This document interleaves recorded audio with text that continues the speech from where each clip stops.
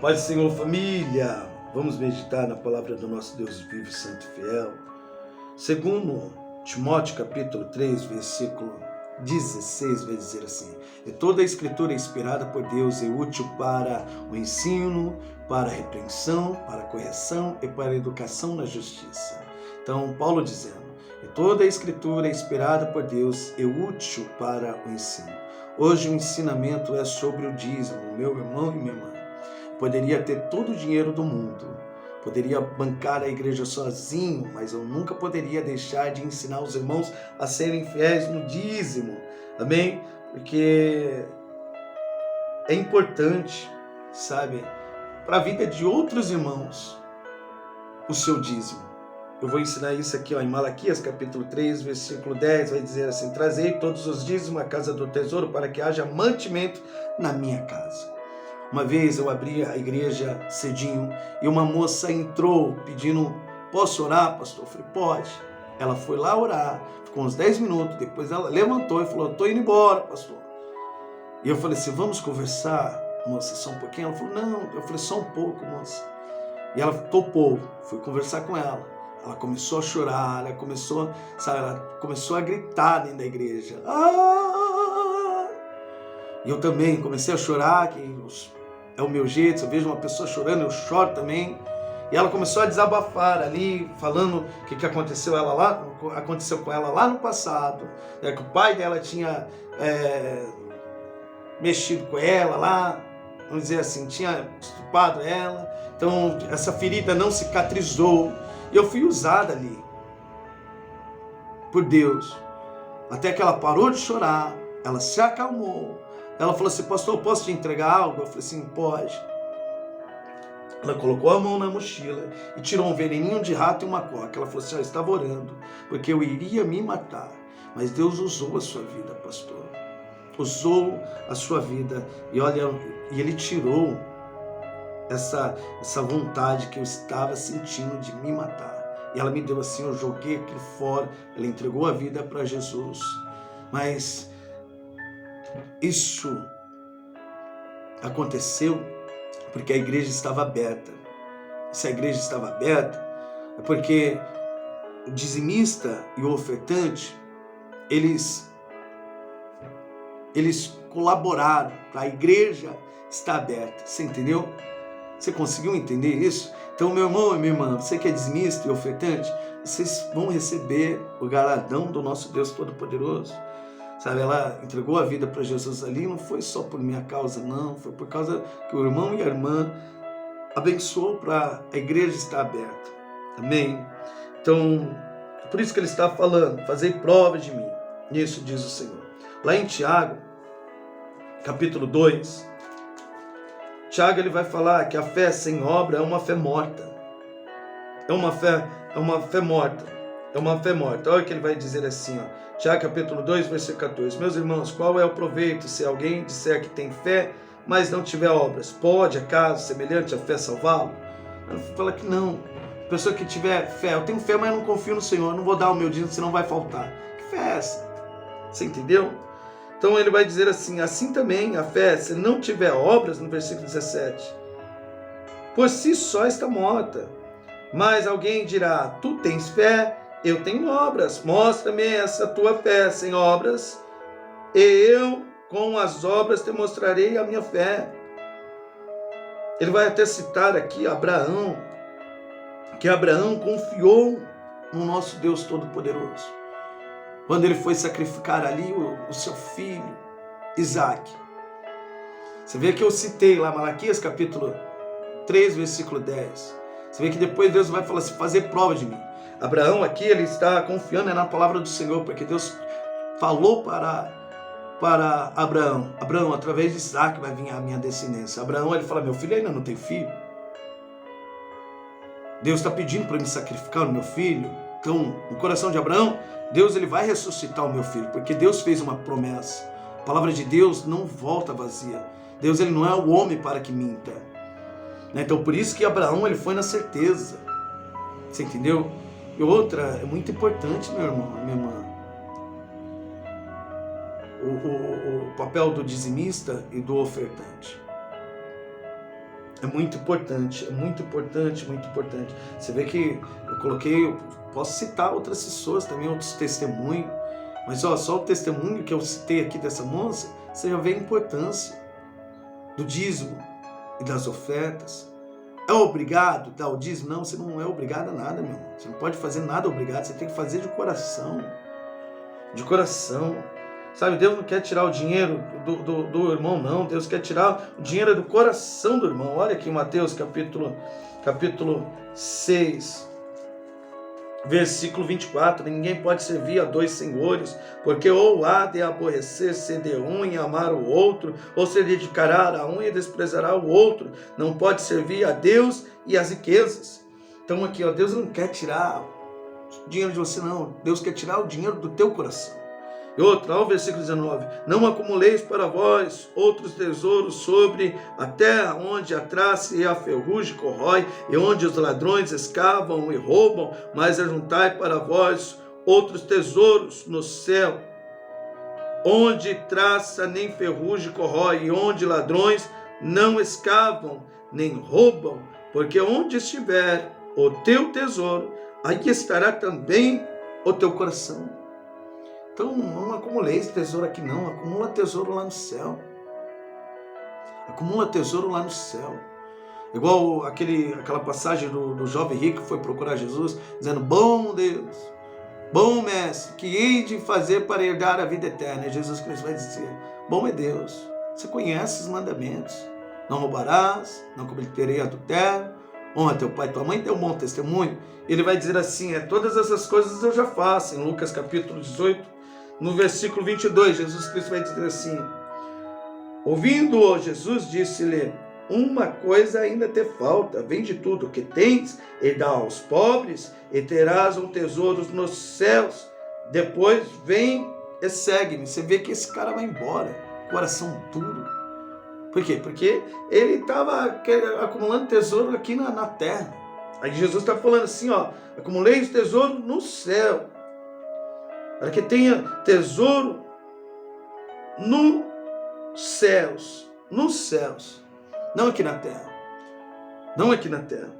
Então, ó, não fica ouvindo, sabe, essas pessoas que têm o dinheiro no coração, pessoas que não andam com Deus, meu irmão, não andam com Deus, não tem um bom testemunho, sabe, depois quer ficar aconselhando as pessoas a não serem fiéis, não dizem, pessoas que não sabem o que é amar o próximo, sabe, que só pensa, fica olhando essas pessoas não, sabe, que às vezes fica mostrando aí, eu tenho tudo isso aqui, eu não sou fiel, não diz, o que adianta ganhar o mundo e perder a sua alma? Hein? Que adianta? Você vai ficar ouvindo essas pessoas? Quando você vai para um médico, meu irmão, você vai falar com quem? Não é com o médico ali? O médico, na hora que pega a receita, assim, ele dá na sua mão, você não vai lá comprar um remédio? Se aparecer uma pessoa que nem estudou, pegar assim, deixa eu ver essa receita. Não toma isso aqui não. Você vai ouvir essa pessoa? Então não ouve essas pessoas que não andam com Deus, não. Que não tem um testemunho, nem vai na igreja, nem lê a Bíblia. E quer falar coisa que vem do coração. Enganoso é o coração. Enganoso é o coração. Olha o que Paulo vai falar aqui em 1 Coríntios, capítulo 5, versículo 9. Já em carta vos escrevi que não vos associeis com os impuros. Refiro-me com isso, não propriamente aos impuros deste mundo. Então Paulo está falando assim, ó, não se associeis, não ficar perto dos impuros, mas ele está falando assim, eu não estou falando dos impuros deste mundo, porque senão era só se você fosse arrebatado, saísse desse mundo, para você não ficar perto dessas pessoas do mundo. Mas ele está falando assim, ó, no versículo 11, no versículo 11, ele vai dizer assim, mas agora vos escrevo que não vos associeis com alguém que, dizendo ser irmão, dizendo ser da igreja, dizendo ser cristão, for impuro, ou avarento, ou idólatra, ou maldicente, ou beberrão, ou roubador, com esse tal, nem ainda comais, nem ficar perto. Sabe, a pessoa que não tem uma vida com Deus, não tem uma vida com Deus. Igual fala assim, quando Jesus Cristo falou para os seus discípulos, ide, fazei discípulos, porque eles já eram discípulos, eles já tinham aprendido. Tem pessoas que nem vem na igreja, nem lê a palavra, tudo que fala discorda, sabe, ainda querem passar aquilo que está no coração. Eu leio a palavra aqui, passo para as pessoas, e as pessoas preferem ouvir, às vezes, um incrédulo, um impuro, que diz ser cristão e nunca abriu o coração para a palavra. Faça isso não, meu irmão. Olha aqui, ó, em Mateus capítulo 23, que Jesus Cristo vai falar no versículo 2, ele vai dizer assim, ó, na cadeira de Moisés se assentaram os escribas e os fariseus. Fazei e guardai, pois tudo, fazei e guardai, pois tudo quanto eles vos disserem, porém não os imiteis nas obras, porque dizem e não fazem. Então, ó, Jesus Cristo está falando que é para fazer, para ouvir e fazer, e guardar ainda.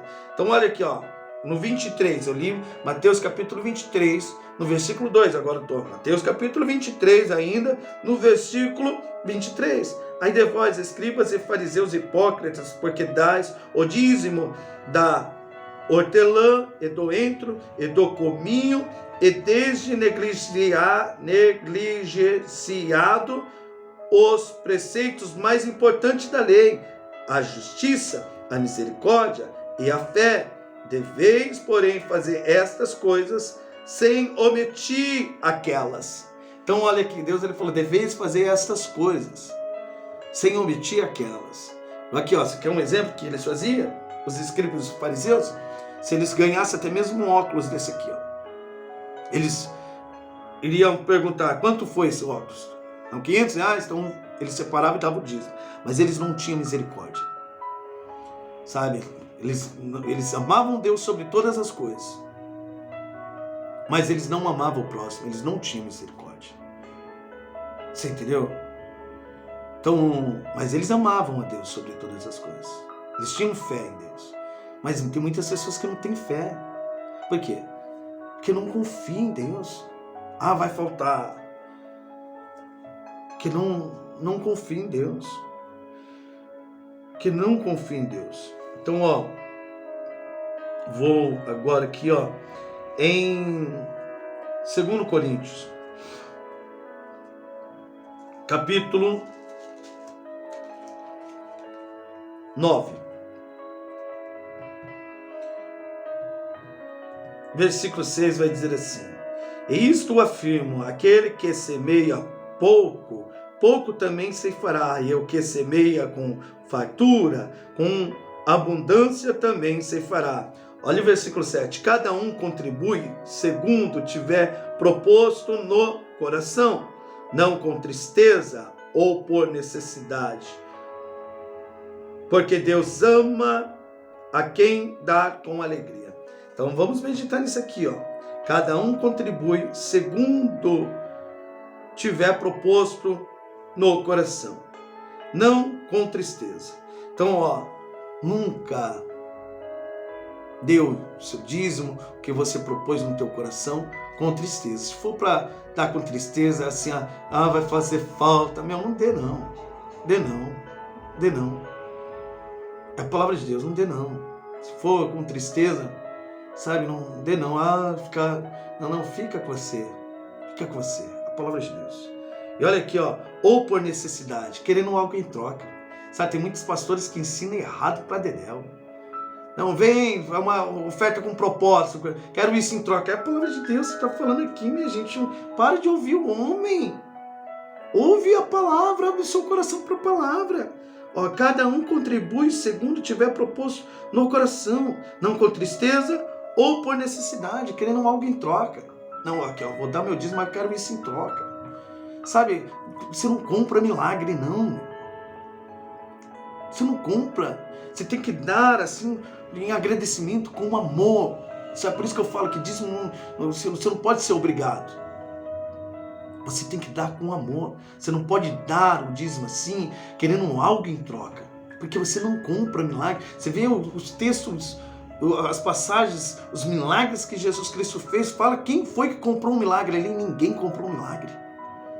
Fala a Ana, ela comprou o milagre dela?